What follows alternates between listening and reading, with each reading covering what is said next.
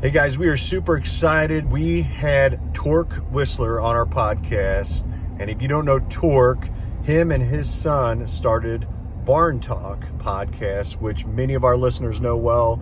It's an agricultural podcast that Tork and his son, two farmers that put this together in their barn, and it has exploded. I think as of today, they have over 150,000 subscribers.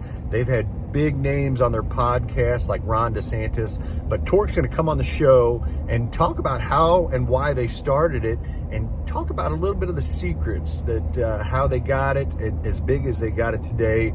I really enjoyed this podcast with Tork. I know you will too, so definitely stay tuned for Tork Whistler of Barn Talk on the BulkLoads Podcast. I was telling a few of our colleagues in here that I was going to have you on, and they're like, you're going to have one of the Barn Talk guys on? And yeah, so you have a huge fan base in our office. So well, thank you. I appreciate that.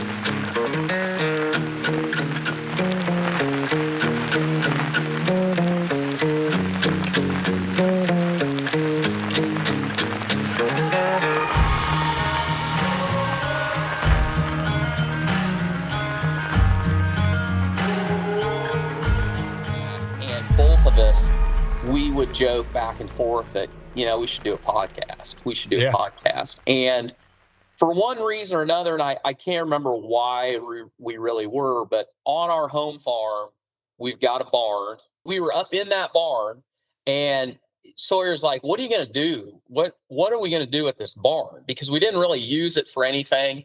The downstairs is full of some old tractors that are on the, the list. We should redo these, that kind of stuff.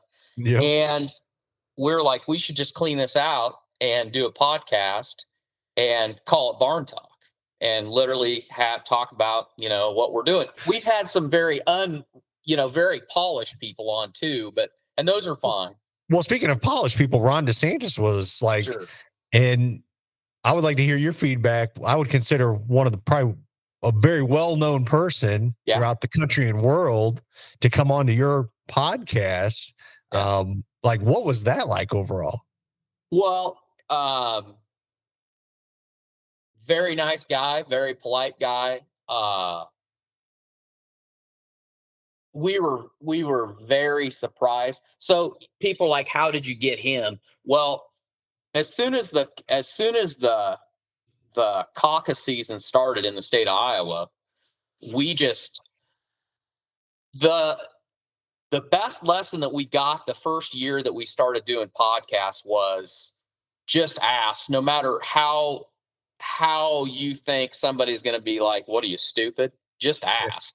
And DeSantis is a perfect example of that, because we sent out emails. We tried to find, the press email for every candidate that was coming through, and we just sent them an email with links to our stuff and said, hey, we just sit down and we have a conversation, and it's not really scripted, and we'd love to have you on. And if you got questions that you don't want us to ask, or you want us to whatever, send it to us. And we had two or three that, just sent us generic replies that either, oh yeah, well, we'll let you know, or we're not looking for any of that kind of stuff at this time. And we didn't get anything from DeSantis back. And one day on a Thursday afternoon, it was about 5:30, I get an email, and it was from his press secretary. And I was like, it was so nonchalant that you were like, is this legit or is it not? And her cell phone number was on it. And so I called her. She picked right up, and she said, hey, we're going to be in Southeast Iowa. We'd love to do the podcast. Let's try to make it work sometime. So we said, okay. And, so we were really excited about it. And then 2 days before they were supposed to come on, she emailed me and said, it isn't going to work. We're going to reschedule it. And I was like, oh, here we go, Sure. Yeah. But then they did reschedule it. And when they did, I told Sawyer, I said, we're not telling anybody, because the last thing I want to do is to say he's going to be on there and then he doesn't show up. And sure enough, they came rolling in the bus, and he hopped off and came up.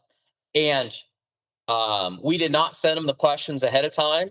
They said, you can talk about whatever you want. And when you get somebody like that, the one thing I'll say is, and if you watch the conversation, the only real question that I felt like you got a glimpse of the real Ron DeSantis is when we bounced him about the football playoffs, about Florida kind of getting screwed. And he made that comment about, it'd sure be nice to keep all those players that play at Alabama that are from Florida, just keep them in the state, And I thought that was pretty good. But everything else, those guys, I mean, they put them in a room and they ask them every question 8 ways from Friday. So everything, as soon as you pop that question, they already have the answer. They know what they're going to say. I feel like politicians, they're trying to get that gotcha. They're trying to get that gotcha question to you. Like what are they going to get you where, I got you on this one. Yep.